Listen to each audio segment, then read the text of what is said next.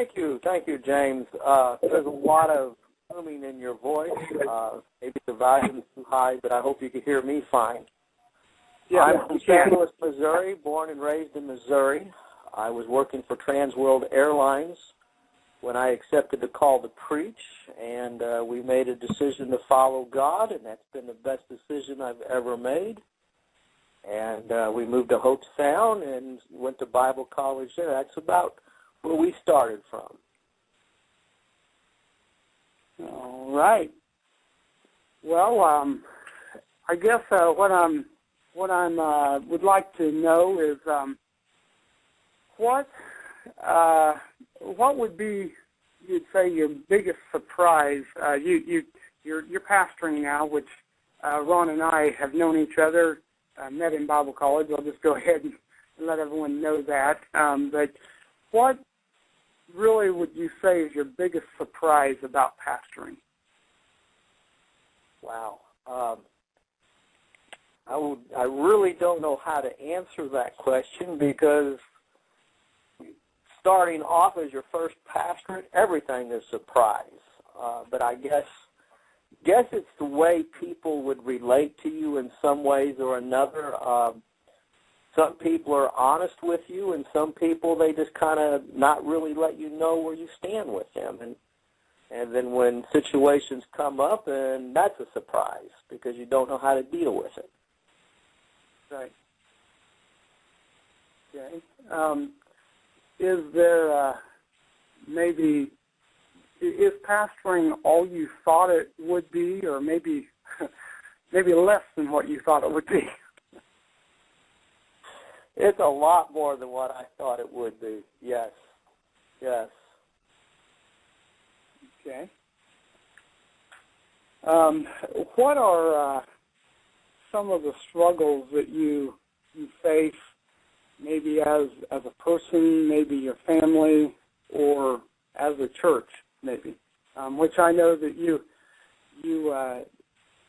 had pastored. You've had two different congregations that you have actually pastored now, and could you tell us maybe some of the struggles that you have, maybe yourself, and combined with family and the church? Combined with my family and the church? Yeah. Okay. First of all, my family were older. My kids were older. They were mid-teenagers when we started the ministry. So adjusting from just a layman's role to a pastor setting, that was a big struggle to overcome. And I would guess something relating with the church would be board meetings not always turn out the way that you would like for them to. And there's an opportunity for clashing there. And when that happens, that is a big struggle. Sure.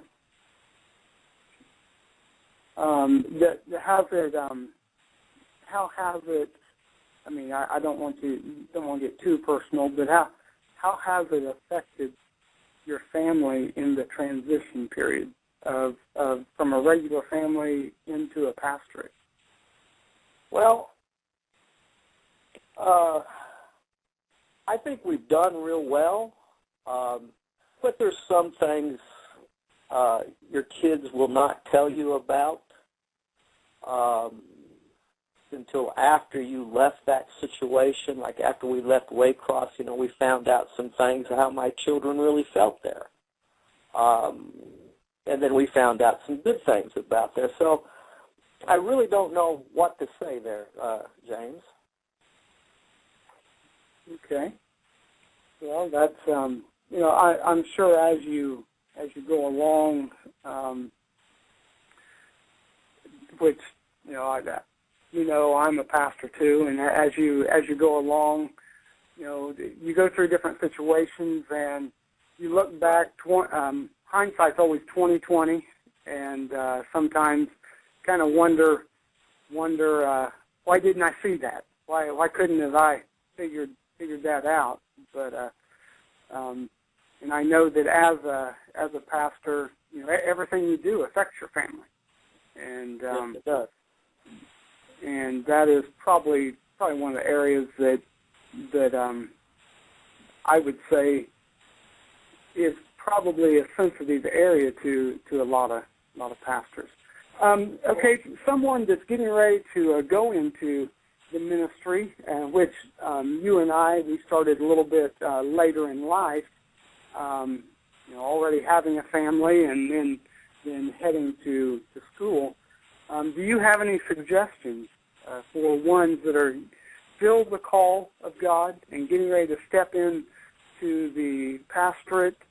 And do you have any suggestions of maybe how to prepare themselves for the pastorate? Yes, I do. If you're like in your setting and my setting where your kids were older, and even if they're younger, I think you need to let them know far enough in advance that God is calling you into the ministry so that they could start preparing for that. I wouldn't wait to one day say you're going to start pastoring a church and then let your children know that day. It's a good communication to let your family know. And I would recommend you seek counsel. If you have the call to preach, I would recommend that you talk to your pastor. If you've got a good relationship with your pastor, talk to him. If that communication line is not there, I would find someone that you know in the ministry and tell them what you feel like God is leading to. The more people you talk to about it, it helps to get you a clearer understanding of what lies ahead of you. Sure. Yeah, I remember I did that with my pastor when I felt the call. But this isn't about me. This is about you. And do you have anyone that has left a major impact on your life in the preparation time as you were getting ready to go into the ministry?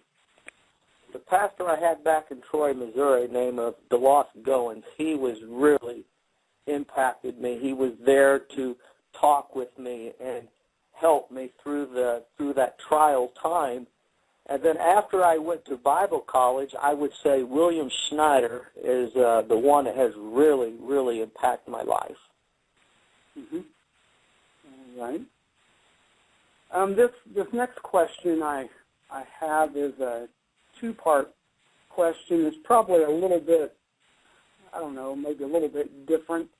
That I'm sure that each of us, everyone has 20/20 hindsight. But is there anything that you would change if you could go back and change it? Maybe, especially in the first pastorate, man, if I would have, is there something that, that comes to mind that, man, if I could go back and change that, I would have definitely done that? No, I don't think I would go back and change anything. Okay. What I learned and what some of the experiences that we endured, it's helped me in my next place where I'm pastoring at. So I don't think I'd go back and change anything. Sure. Okay. All right. Is there, the second part of this question, is there anything that you've stood firm on and maybe had some people misunderstand why or how you stood firm on something? You're asking if I would change that setting? Not really change it, but maybe, I guess what I'm saying is were you misunderstood about how you stood for something in particular, and how situations come and you feel that this is how I stand, and maybe someone misunderstood and it caused maybe some problem? I think every pastor could say yes on that. Well, yeah, probably so. Yeah, I think we all could say yes on that one. Yes. Oh my. Yeah, I would say we all find different things that we've made mistakes on, and I I know that in my pastoring, you learn as you go. Right. Well, Ron, this question isn't on there, and it's nothing big. But have you had any of your family, in the transition from a regular layman to a pastoral family? Have you had your family say anything that they've enjoyed, a part of it that has been enjoyable as a pastor and family? I would say probably so. It would be the adventure of embarking on something new, something you never experienced before. So I would say that would be. Okay. All right. Well, Ron, it's really been a joy to have you on. I know this is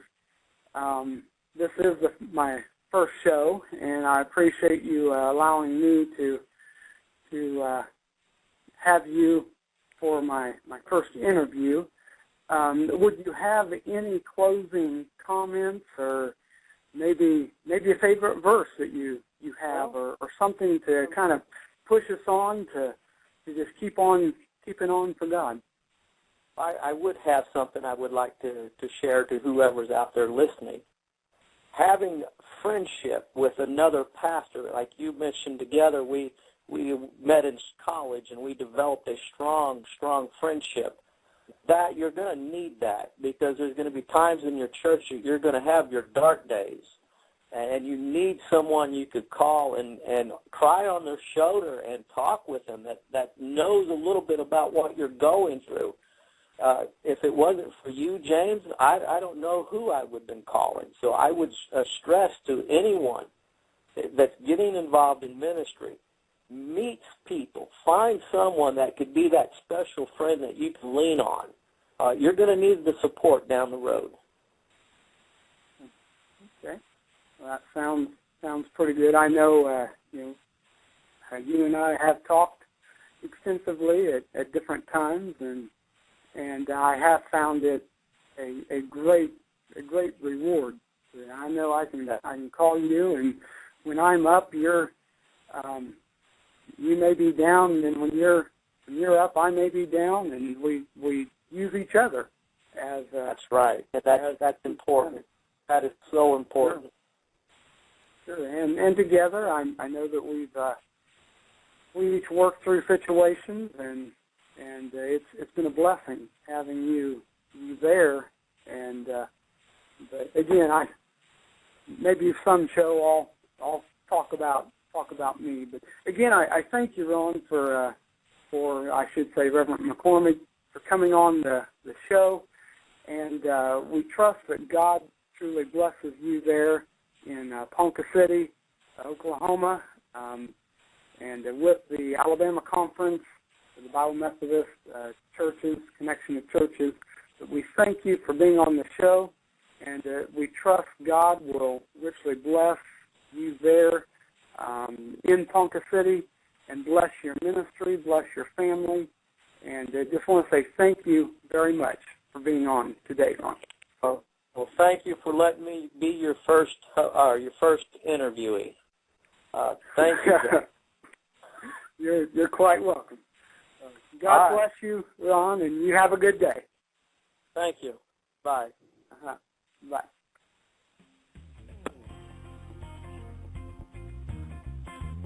All right. Thank you, everyone, for listening, and we would like to let you know that if you would like to support us, you can go to palministries.com.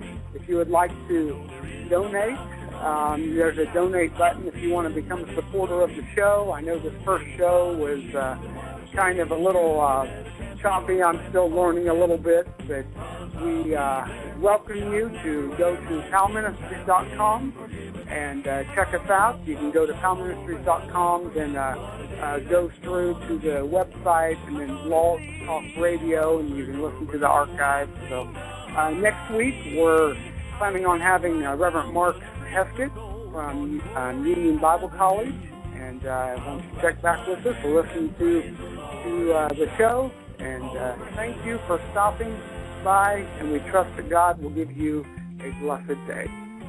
God bless.